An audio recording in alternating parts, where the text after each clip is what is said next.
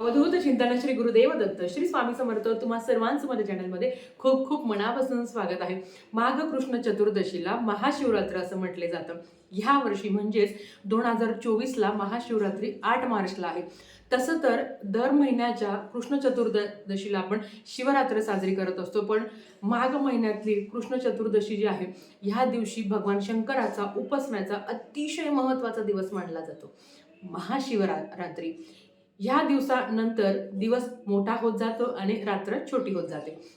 महाशिवरात्रीच्या दिवशी भगवान शंकरांची आपण लघुरुद्र, महारुद्र, रुद्र यांचे अभिषेक करत असतो आणि भगवान शंकरांचा आवडतीचा दिवस, ज्यांना सोमवार धरणं शक्य होत नाही, ज्यांना प्रदोष व्रत करणं शक्य होत नाही, ते लोक महाशिवरात्रीचा उपवास करतात. थोडक्यात काय, महाशिवरात्रीचा उपवास केल्यावर आपल्याला प्रदोष व्रत केल्याचे आणि सोमवार व्रत केल्याचं फळ मिळत असतं. एवढा असा सुंदर हा दिवस. आता ह्या दिवशी काय नियम पाळायचे असते, कुठले व्रत आपल्याला कुठले नियम पाळायचे आहे, काय घरात करावे, काय करू नये, त्याच्याबद्दलच आजची माहिती बघणार आहोत. तर चला व्हिडिओला सुरुवात करूया. सगळ्यात आधी महाशिवरात्र हा दिवस, जसं मी तुम्हाला सांगितलं की अतिशय महत्त्वाचा असतो. सकाळी लवकर उठावं. थोडक्यात काय, सूर्योदयाच्या आधी तुम्हाला उठायचं आहे. लवकर उठून आपल्याला अभ्यंग स्नान करायचं आहे. आंघोळ करताना आंघोळीच्या पाण्यात तुम्ही काळे तीळ टाका, किंवा तुमच्या घरात जर पंचगव्य असेल तर ते टाकून तुम्ही आंघोळीच्या तुम्हाला ते टाकून तुम्हाला आंघोळ करायची आहे.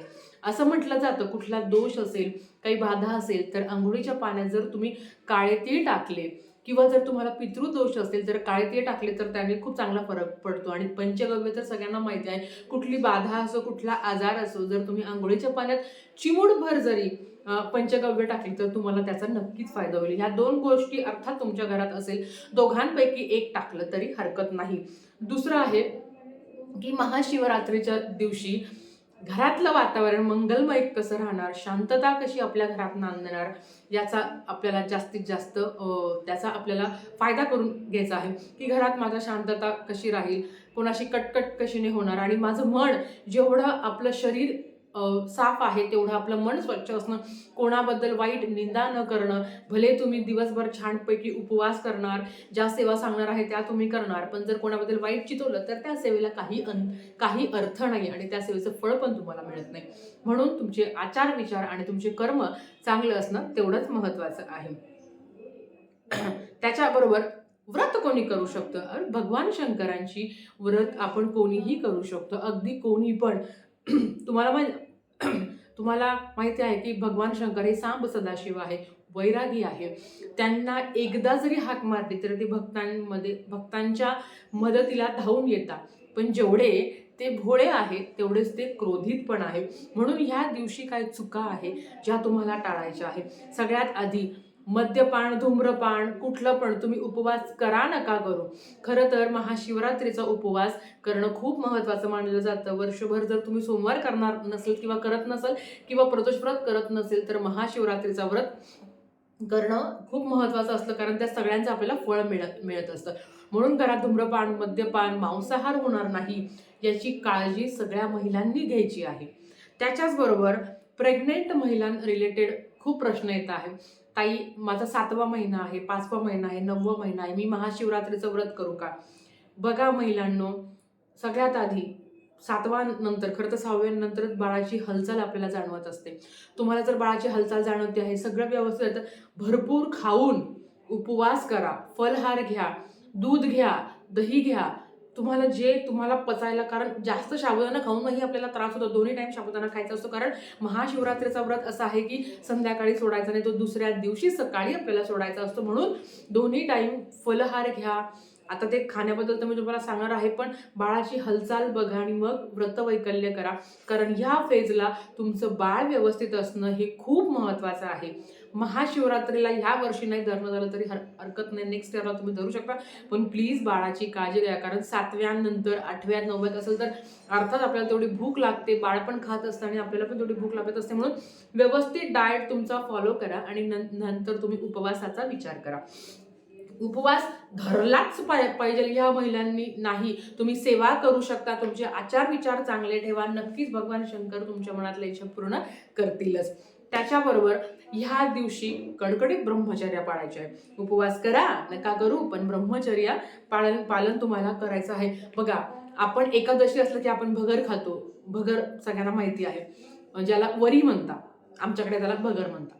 तर पण महाशिवरात्रीच्या व्रताला भगर चालत नाही. तुम्ही तिखट खाऊ शकता. बरेच लोक फलहार करून व्रत करत असतात. बरेच लोक फक्त ताक, दही, दूध हे लिक्विड फॉर्म मध्ये तुम्ही व्रत करू शकता.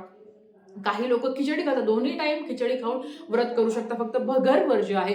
भगर महाशिवरात्रीला खात नाही. अगेन सांगते, प्रत्येक गावात प्रत्येक समाजामध्ये वेगवेगळ्या पद्धती असतात. जसं 1-2 किलोमीटरवर गाव बदललं की लगेच भाषा, तिकडचे आचार विचार, तिकडचं जे काही राहणीमान आहे ते बदलतं.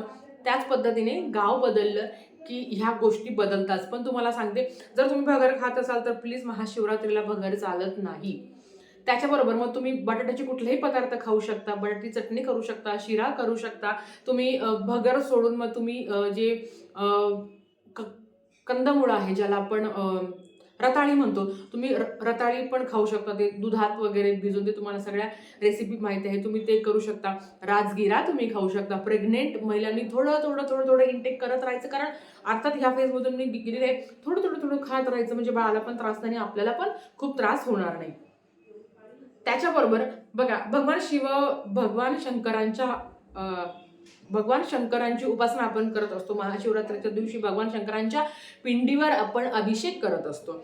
अभिषेक करताना एक गोष्ट तुम्हाला लक्षात ठेवायची आहे.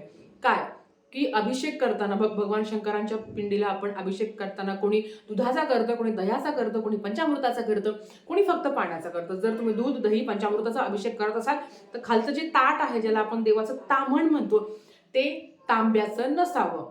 थोडक्यात काय म्हणजे, खालचं जे ताम्हण आहे ते तांब्याचं घेऊ नका. जर तांब्याचं घेणार असेल तर त्याच्यावरती तुम्हाला एक वाटी ठेवायची आहे आणि त्याच्यावर तुम्हाला शिवपिंड ठेवायची आहे. पण तुम्हाला माहिती आहे का, जर तुम्ही पंचामृत घेणार असेल किंवा जर तुम्ही दही घेणार असेल आणि जर तुम्ही एका तांब्याच्या वाटीमध्ये किंवा तांब्याच्या वाटीमध्ये जर तुम्ही ते घेतलं तर त्याचं ते विष तयार होतं.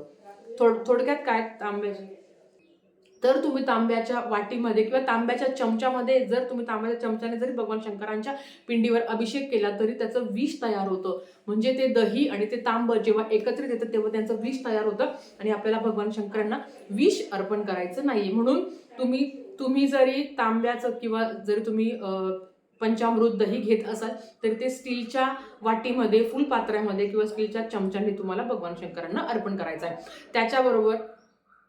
त्याच्याबरोबर बेलपान भगवान शंकरांना एक जरी अर्पण केलं तरी चालतं. पण ते बेलपान अर्पण करताना त्याला 3 पानाचं एक बेलपान असतं. बेलपान अर्पण करताना बेलपानाचा जो देठ आहे तो कट करायचा असतो आणि बेलपान भगवान शंकरांना पालथं अर्पण करायचं असतं. पालथं अर्पण करताना जो देठ आहे ते भगवान शंकरांकडे आलं पाहिजे. या पद्धतीने बेलपान अर्पण करायचं आहे. बेलपान अर्पण करताना ते तुटलेलं किंवा चिरलेलं, कुठं कुरतडलेलं नसावं याची काळजी घ्या. भगवान शंकरांना आपल्याला तांदूळ, ज्याला आपण अक्षता म्हणतो, ते आपल्याला अर्पण करायचं असतं. तर अक्षता पण खंडित झालेल्या नसाव्या. अक्षता अर्पण करताना सुद्धा काही नियम आहेत ते आपल्याला पाळायचे असते. खंडित अक्षता घेऊ नका. व्यवस्थित अक्षता काउंट घ्या, थोडीशीच घ्या पण व्यवस्थित अक्षता घ्या. त्याच्याबरोबर भगवान शंकरांना आपल्याला जेव्हा जल अभिषेक करत असतो तेव्हा आपल्याला शंखाने अभिषेक करायचा नाही, कारण शंख, भगवान शंकरांनी शंखासुराचा वध केला होता, म्हणून शंखाने भगवान शंकरांना अभिषेक करायचा नाही. भगवान शंकरांना तुळशीपत्र पण अर्पण करायचं नाहीये. भगवान शंकरांना ते वैरागी आहे म्हणून त्यांना भस्म अर्पण करायचं असतं, त्यांना चंदन अर्पण करायचं असतं. हळद कुंकू भगवान शंकरांना अर्पण करायचं नाही. ह्या बेसिक गोष्टी आहेत ज्या तुम्हाला पाळायच्या आहे. आता आपण जेव्हा बेलपान अर्पण करत असतो भगवान शंकरांना, अर्थात ते विषम संकेत अर्पण करावं, समसंकेत अर्पण करू नये. आता मासिक धर्म आला, विटाळ आहे, सुतक आहे, मासिक धर्म आल्यावर काय करावं? आता बघा, मासिक धर्म आल्यावर उपवास करावा. उपवास केल्यावर आपल्याला कुठलीही सेवा नाही करता येत, पण हो, घरात तुम्ही यूट्यूबला लावून भगवान शंकरांचे भक्तिगीत आहे किंवा भगवान शंकरांचं तुम्ही शिवमहिम्न स्तोत्रम, शिवपंचाक्षरी स्तोत्रम किंवा तुम्ही भगवान शंकरांची जे तुम्हाला मंत्र, स्तोत्र, महामृत्युंजय मंत्र हे तुम्ही अखंडित बोलू शकता. एवढंच की तुम्ही देवासमोर जाऊन तुम्ही सेवा नाही करू शकत, पण तुम्ही अखंडित हे सगळे जे तुम्हाला मी सांगितलं आहे मंत्र स्तोत्र किंवा ज्या काही माहिती मी तुम्हाला देणार आहे ते तुम्ही रोज व्हिडिओ बघत जा, म्हणजे तुम्हाला आयडिया येईल की आपल्याला कुठल्या सेवा करायच्या आणि कशा पद्धतीने सेवा करायच्या आहे. तर ह्या गोष्टी आहे. मासिक धर्म जरी आला तरी पण उपवास करा आणि जो श्रद्धेने भगवान शंकरांची उपासना करत असतो, आराधना करत असतो, भले मासिक धर्म आला, आपल्याला ना पूजा करता येणार नाहीये तरी सुद्धा आपण सेवा श्रवण करू शकतो, नामस्मरण आपण घेऊ शकतो. आता प्रेग्नेंट महिलांसाठी एक महत्त्वाची सूचना.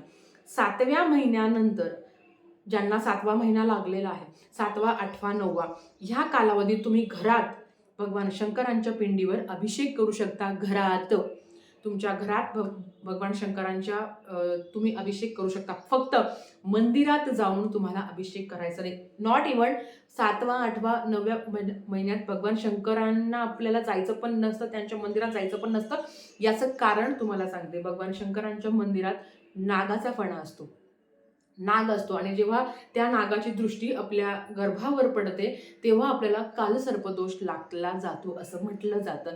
किंवा असं म्हणतात की तो कालसर्पदोष लागतो किंवा बाळांना पण इन फ्युचर त्रास नाही होणार पण तो एक दोष लागत असतो. म्हणून प्रेग्नेंट महिलांनी 7व्या महिन्यानंतर भगवान शंकरांची उपासना करू नये, त्याचं हे कारण आहे. आणि अर्थ आपल्याला तो विटाळ पण लागलेला असतो आणि आपण प्रत्येक मंदिरात जातो पण आपण भगवान शंकरांच्या मंदिरात का जात नाही, त्याचं कारणच ते आहे की मंदिरात नागाचा फणा असतो आणि त्याची दृष्टी आपल्या गर्भाशयावर पडली, आपल्या गर्भावर पडली तर कालसर्पदोष लागू शकतो असं म्हटलं जातं. म्हणून छानपैकी घरातच तुम्ही भगवान शंकरांची जेवढी होईल तेवढी तुम्ही सेवा करू शकता. काय सेवा करायची आहे, काय काय करायचं आहे त्याच्याबद्दल सगळीच माहिती येईल. आत्तासाठी फक्त एवढंच. झालेली सेवा महाराजांच्या चरणी मी रुजू करते आणि आजचा व्हिडिओ इथेच थांबवते. आवडला असेल तर लाईक, शेअर, सबस्क्राईब करा. व्हिडिओ परत अशाच एक नवीन व्हिडिओसोबत. श्री स्वामी समर्थ.